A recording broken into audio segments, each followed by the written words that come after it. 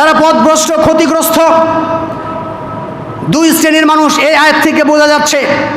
একটা হচ্ছে আখিরাত বিশ্বাস করে না।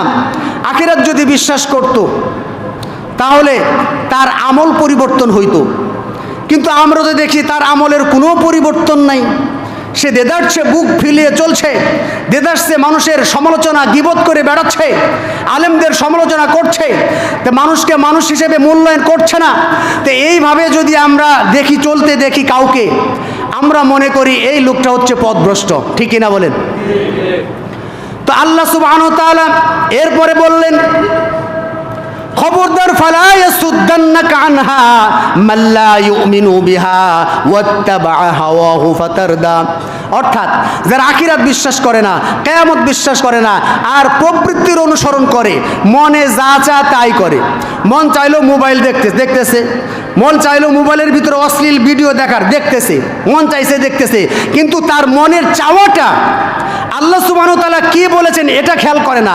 আল্লাহ বলেছেন, খবরদার, তুমি তোমার দৃষ্টি সংযত করো। তুমি মন চাইলেই মোবাইল দিয়ে অশ্লীল ভিডিও দেখতে পারবে না, আল্লাহ নিষেধ করেছেন। তুমি মোবাইল দিয়ে ভালো কাজ করো। মোবাইল দিয়ে যে সমস্ত কাজ করা যায়, যেমন ভালো ভালো স্কলারশিপ, বিজ্ঞ, ডক্টরেট ডিগ্রি প্রাপ্ত যে সমস্ত আলেম, এদের লেকচার শুনে শুনে তুমি ইমান শিখো, ইসলাম শিখো, ওয়াজ নসিহত শোনো। ওয়াজ নসিহত শুনলে তোমার ইমান বাড়ে। ও বাবা, আমরা ওটা করি না। কি করি? রাস্তায় বসে বসে মোবাইল, ফেসবুক দেখতেছি, অশ্লীল নাচানাচি, ও মজা করে দেখতেছি, আবার নামাজও ঠিক ওই পড়ি। তো এইভাবে আমরা চোখের খেয়ানত করতেছি। আল্লাহ বলছেন এটা হারাম, ওটা থেকে ফিরে আসো। কিন্তু আমরা কি করতেছি? আমার মন চাইছে এজন্য করতেছি, আমার টাকা দিয়ে এমবি কিনেছি, আমার মোবাইল আমি দেখবো, তুমি বলার কে? এই যে প্রবৃত্তির অনুসরণ, আমার চাওয়া পাওয়া, আমার দেখা, আমার ইচ্ছা, আমার কর্ম, এই কর্মটা মিলাতে হবে আল্লাহ এবং তার রাসূল কি বলেছে এটার সাথে আমার কর্ম মিলাতে হবে, তাহলে আপনি সঠিক পথে থাকতে পারবেন। তাহলে এই আয়াত থেকে আমরা যেটা বুঝতে পারলাম সেটা হচ্ছে পথভ্রষ্ট ক্ষতিগ্রস্ত দুই শ্রেণীর মানুষ। এক, যারা আখিরাত বিশ্বাস করে না, এরা ক্ষতিগ্রস্ত। দুই, যারা প্রবৃত্তির অনুসরণ করে, এরাও ক্ষতিগ্রস্ত। প্রবৃত্তির মন বাসনা দিয়ে জান্নাত এবং জাহান্নামের যে বর্ণনা, জিবরাইল আলাইহিস সালামকে পাঠানো হলো জান্নাত দেখার জন্য।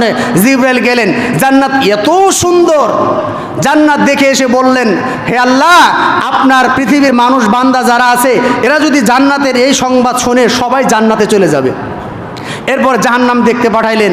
জাহান্নামে দেখতে পাঠানোর পরে জিবরাইল এসে বললেন, আল্লাহ, আপনার জাহান্নাম এত ভয়াবহ, এটার সংবাদ যদি বান্দা শোনে, তাহলে এই বান্দা কোনো দিন জাহান্নামে আসবে না।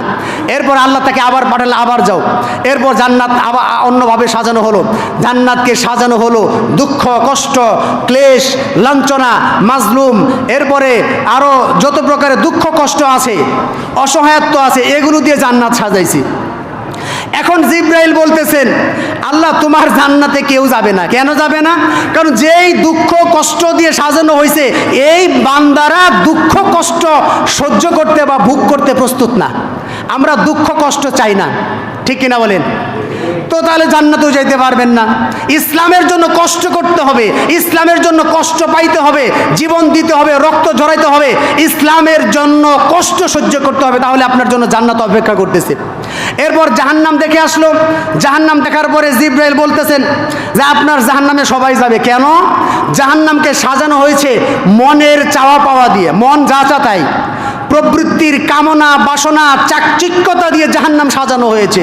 তো জাহান্নামে সবাই যাবে, কারণ সবাই কোরআন সুন্নাহর দ্বার ধারে না, কোরআন হাদিসে কি বলেছে সেটার দ্বার ধারে না, আলেমদের বক্তব্য কি বলেছে ওটার দ্বার ধারে না, দ্বার ধারে যে আমার মনে যেটা চাইছে আমি ওটাই করব।